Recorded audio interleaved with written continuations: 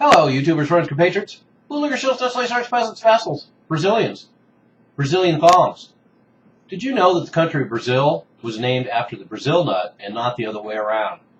I'm a useful idiot, and today I want to talk about the protests in Brazil. And this is interesting to see because now they've joined the global community in massive protests around the globe. And I'm going to go through the details of what's going on in Brazil, and then I will talk about what I think is important to take away from this. And so what we have is a large protest erupting in cities all over Brazil. And this is eerily similar to the events that unfolded in Turkey. It began as a protest against small bus fare increase, a 9-cent bus fare increase.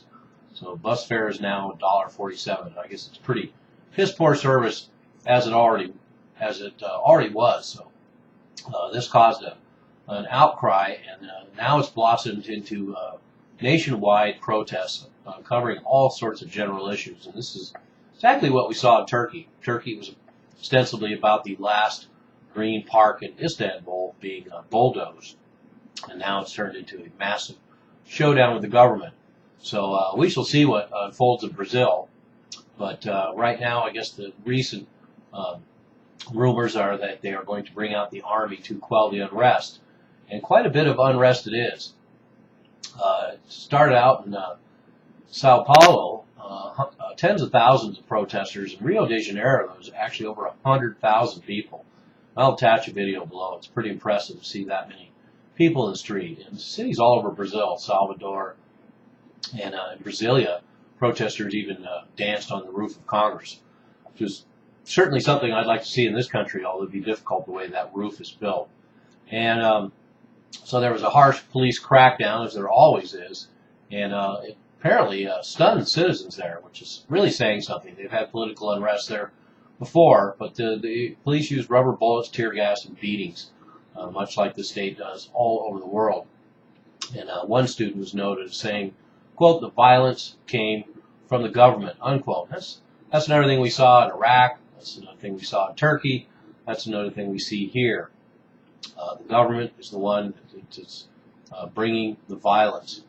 And there's a new protest in Sao Paulo, but the police are not cracking down there. But they're continuing to crack down pretty harshly all over the rest of the country. And Brazilian political analysts say the country is not prone to broad protests because it has a political culture that is accepting of long-standing high levels of inequality and substandard public services.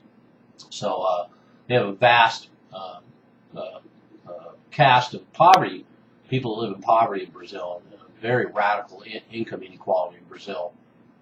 And apparently they've learned to live with it, and yet the issues that have come to the fore now are enough to get people out in the street. But what we find is that when these protests start, all of a sudden everybody that has issues that has had them dormant is now bringing up all the general issues, all the complaints they have with the government.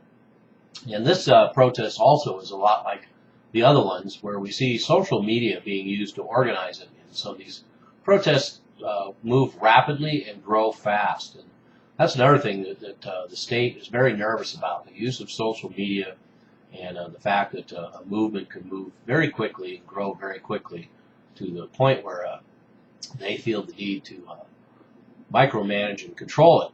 And so let's talk about what are the things that we can take away from this protest in Brazil. Well, like I say, with social media, we're finding that more and more often in Syria and Turkey, now in Brazil, all through the Arab Spring.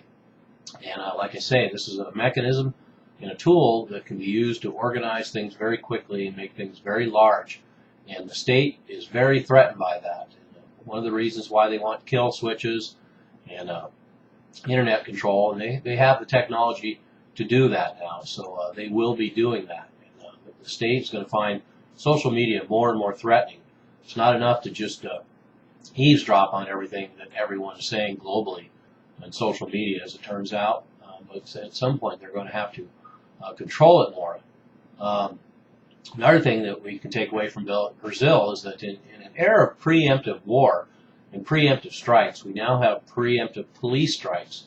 And like that one student that I quoted earlier who said, quote, "The violence came from the government, unquote. That is what will mark the 21st century in protests, is the government will not hesitate. Now, they won't wait for the protests themselves to turn violent. In fact, we've seen multitude of peaceful protests that are broken up with the harshest of police brutality. And people criticize Iran for doing that, yet we see every state in the globe reacting the same way. Some kill, some don't. It's all relative, I guess. And that's another thing that we find here is something that's happening all over the globe, and that's the sense that you ever get the feeling that every single person on this planet and every single country is not happy with their governments.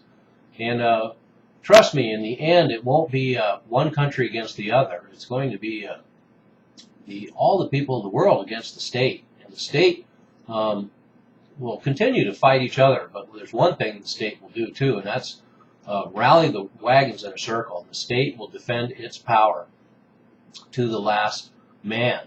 And so that's why we're seeing these brutal retaliations all over the globe, including Turkey and now Brazil and everywhere else. It seems like every single country in the world is not happy with their government. But trust me, the government's not going to change. The puppets change, but the governments essentially remain the same unless something really drastic happens. So there's some of the things that we can take away from what's happening in Brazil. They join the rest of the world in protesting a government that has let them down, and rightfully so. And this is another huge, major economy, and so this will have some interesting repercussions. And so now we can watch Brazil as well, add them to the list of countries that we need to watch. I'm Useful Idiot. Don't you be one too.